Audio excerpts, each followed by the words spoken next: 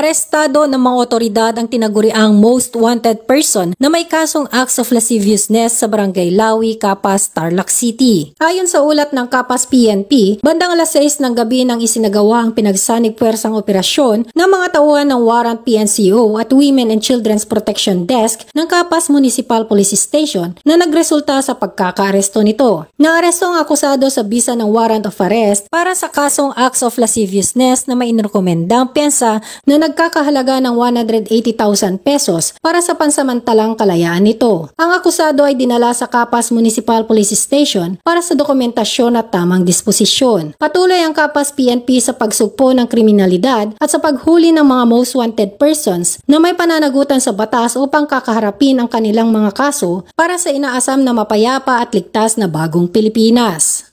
Mula dito sa Tarlac Police Provincial Office, ako ang iyong PNN correspondent, Patrolwoman Maureen Quiaqui, alagad na batas, taga-taguyod ng Balitang Pulis.